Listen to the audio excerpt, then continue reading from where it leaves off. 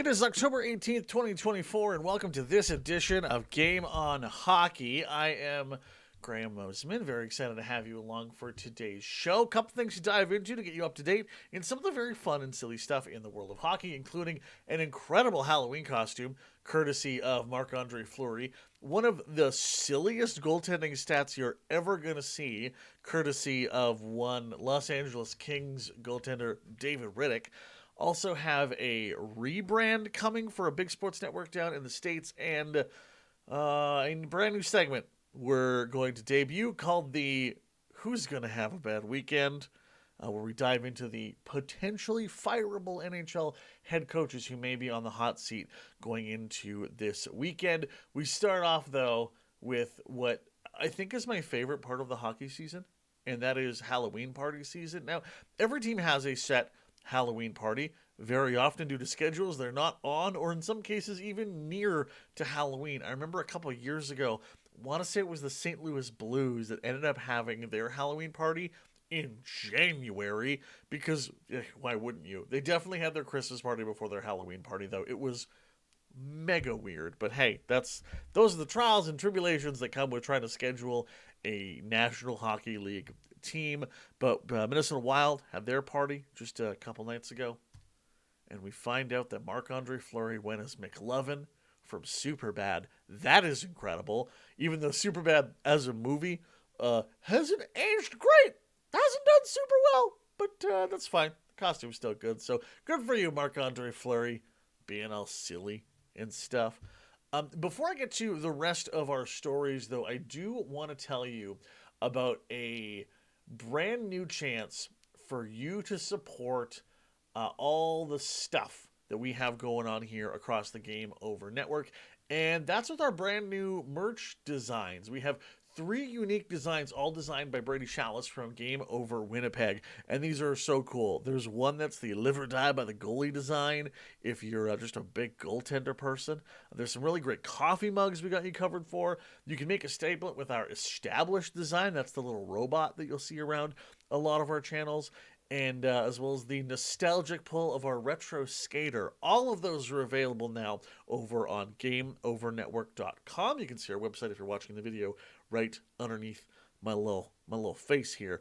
So you can go find those there and help us rebuild local sports media in Canada while repping your team and your community. All right, let's head over to one of the absolute silliest stats that we've ever seen. This courtesy of the Los Angeles Kings and David Rittich, who had a goals against average higher than his save percentage. Those aren't supposed to be like that. That's not the number. That's not how those numbers are supposed to go. As Dave Rittich pulling in with a save percentage of a .74 in one game, and a goals against average of 7.42. That's not how those numbers are supposed to work. Sure, that's the fun and silliness of early season hockey, but man, Dave Rittich has not been the same since his stick flip game as a Calgary Flame against my Edmonton Oilers a couple of years ago. Oh, big and save it, David. What a silly little guy. There is a big story coming to us from the United States, though, and that is all about Bally's Sports. Now, Bally's is a company that had snapped up a lot of different teams' broadcasting rights and were putting on their games. Tampa Bay was one of them. Carolina was on that docket as well. They also did a whole bunch of MLB games. And Bally Sports went bankrupt, just have straight up run out of money and are unable to pay their debts. And so they are now going to be rebranded, as I can assume they've been acquired by FanDuel. Now, FanDuel, as you may know, is another one of those mega online sports betting kind of daily fantasy companies, which are so cool and fun, and we love seeing every other advertisement for those coming across our screens. Is this going to be a new era where you exclusively end up having Bally Sports now only be about sports betting out there under the FanDuel moniker? Who needs coverage of analysis of the games when instead you could just dive into how the odds makers are changing the expected the flurb flabens on upcoming goals or who's going to win who in any face-offs. And it's just, I get why it's happening. I mean, the NHL, when they opened this can of worms a long time ago, it was never going to go. This wasn't going to go back into the bottle. We have seen, at least regulatorily, in Ontario, they changed a lot of the rules around how they can advertise sports gambling and sports betting. You're probably never going to see that something like down in the States. It's probably not going to happen. So, unfortunately, we're going to see a whole lot of highlight packs courtesy of the FanDuel Sports Network. That'll take effect on October 21st. Before we wrap up the show, I want to tell you about the flagship podcast and series over on the Game Over Network. It's on our network channel. It's called Hyperdrive Hockey, which is all things across various leagues in multiple countries, whatever it is and wherever it is. Max, Daphne, and Kev have you covered for all your hockey news with a steady dose of fun and engagement. You can find Hyperdrive Hockey on the Game Over Network YouTube channel or wherever you listen to your favorite podcasts on the Hyperdrive Hockey page over at the GameOverNetwork.com. All right, it's time to debut a brand new segment. It's called Who's Getting Fired?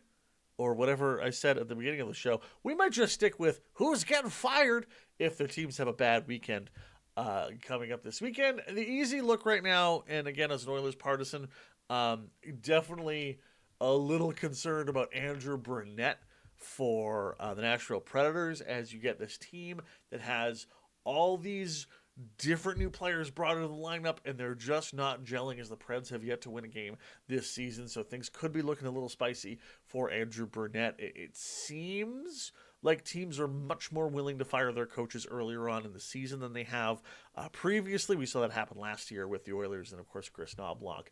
If not Andrew Brunette, though, we want to send our eye over to Pittsburgh, where Mike Sullivan's seat should be fully on fire right now. It's not necessarily his fault, but, I mean, what's the old saying? Show me a bad team and I'll show you a bad goalie. And Tristian Jarry is...